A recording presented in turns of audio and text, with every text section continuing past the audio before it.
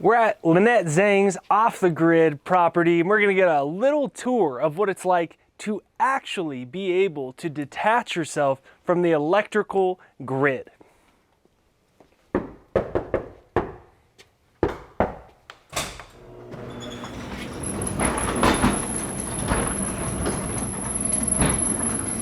Welcome. Come on in. Let me show you these great solutions that help me feel very secure, to be honest with you.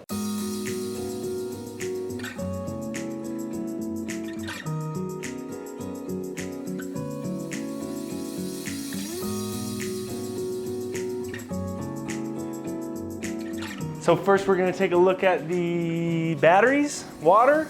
We're going to look at well, there's the water with there's two 6,000 gallon rain catchments plus a well, and then a water filtration system and a gray water system. So we don't waste any water here, even when we shower, then that gets filtered and reused. So it's really, really secure, and it makes me quite happy. This is the inverter room, where the solar comes in and gets, I guess, directed to the whole house. I mean, I'm not an engineer, so I don't really know all of this, but you can see all the disconnects and the chargers. So basically what we did here was create an entire power grid that is expandable. So if I want to put up, like when I put up the food, dome hot houses, then we're going to run electricity to them. The guest cottage where you stayed, we just trenched it and ran electricity to it. So everything is in one location, which makes it much easier to monitor and make sure everything is okay. And it's expandable. So even when eventually I'd like to put up a tree house and some other probably prefab houses. So you can see how huge. And then there's another tank just like this on the other side that you can't see. And this one is the rain catchment. Yes. Not the storage for the well? It's kind of a combination of both, so that if there's not enough rain, then the pump will come on and we'll be able to fill that tank up. Yes, and so you can see how this is expandable. We've got this whole room that we can put more batteries in, so we can really, I mean, if I needed to, or if they needed me to, even provide power to the town. And if you get a new neighbor. And if I get a new neighbor. So this is where all the solar energy is then stored, which then allows you to be legitimately off the grid. Absolutely. Right. And you've been here for a couple of days. Have you seen any kind of glitches with the energy? Everything's been power? great. Exactly. It's been plush.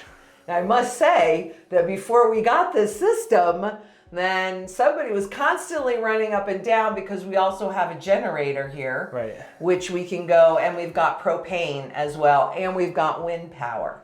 So we have lots of different backups as well, so that we're not 100% dependent on it. Right. But this is set up to meet 100% of the needs and not really require the backup. But right, it's good to have backup. Right. I mean, that's why it's good to have gold.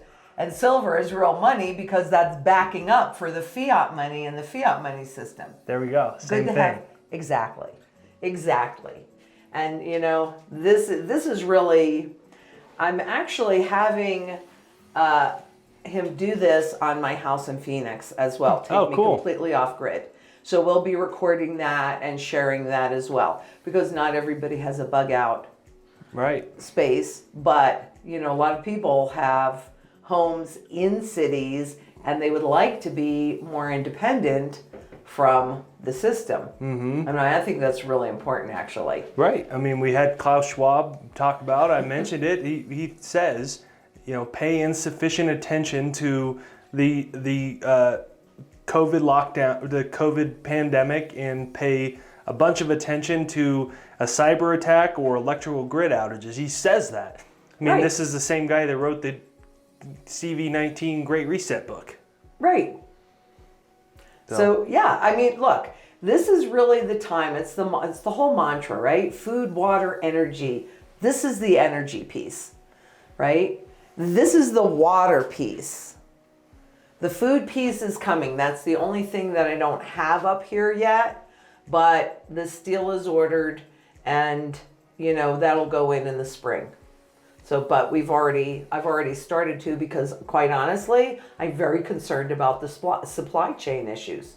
So aside from the fact that the prices are soaring, I also, it's more, can I get it? Because I wasn't really planning on doing Right, which is the same thing that happened in Venezuela and a lot of these places, that once the currency collapses, the supply chains are totally affected.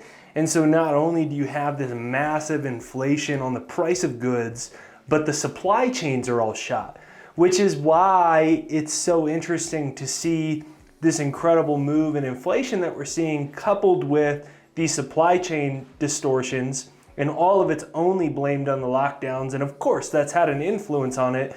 But this is the same as someone who studies cycles, right. This same pattern happened in Venezuela and many countries that have had this, where the grocery stores become empty. Exactly, because we're in a just-in-time kind of system where there's maybe 3 days worth of groceries on the shelves, maybe 3 days worth of groceries in the warehouse. So what do you do after 6 days? And the other thing is that people always think we have time. Well, we have time until we don't. And when do you want to know about it? You made Probably before. Exactly. You made a great point in one of the other videos, is that once that happens, you can't go and get all of the things that you need. And I tell you what, this property makes me feel so comfortable that I will be able to take care of my children, not just myself, because for me it's all about my children and also my extended family. In my opinion, the battery thing is what really, because as they... Yeah, look at these honkers. They've stated that they want to handle the climate change the same way they handled the pandemic, which is they're going to lock you in your house, and they're going to say that unless we lock everyone in our house, we can't save the climate. So I think either intentional or unintentional, we're already seeing it in Europe, these energy issues. Right. I think we're in the early stages of that. Oh, I agree. And whether it's intentional or unintentional, Klaus Schwab makes me feel like it's on purpose.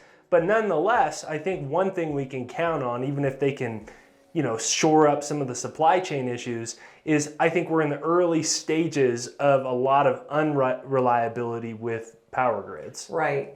And some talk about climate change, and the climate is changing. But if you look at David Dubine, and I don't know, do you know David? Mm-mm. Well, you should know David. We'll have to introduce you, because what he's really talking about is also a repeatable weather pattern cycle. That's why when we were down in my farm, you saw me growing inside. Right. Right?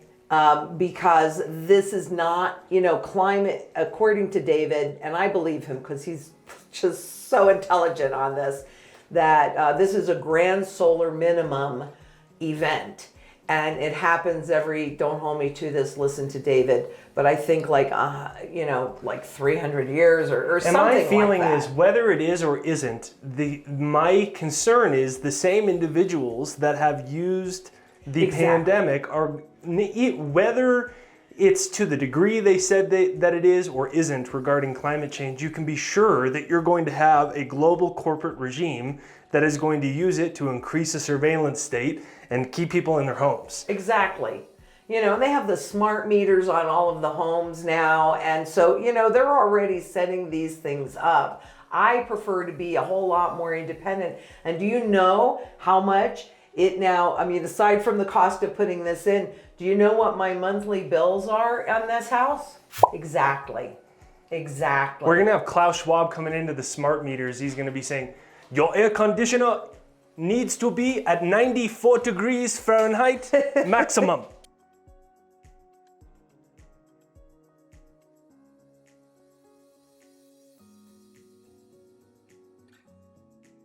So it really is about being independent. So we've got food, we've got, that's coming, water, energy, security. I mean, obviously I'm not going to divulge the location, but is this remote? Very remote. You're going to be tough pressed to find this location. So we wanted to show you an inside peek of what it really looks like to implement these things. And one of the things that I always tell you that I love about Lynette is she doesn't just tell you this stuff on YouTube. I mean, you saw she's got enough power to, you know, build another half dozen homes and add on to the grid. And so we wanted you to get a sneak peek of what it looks like.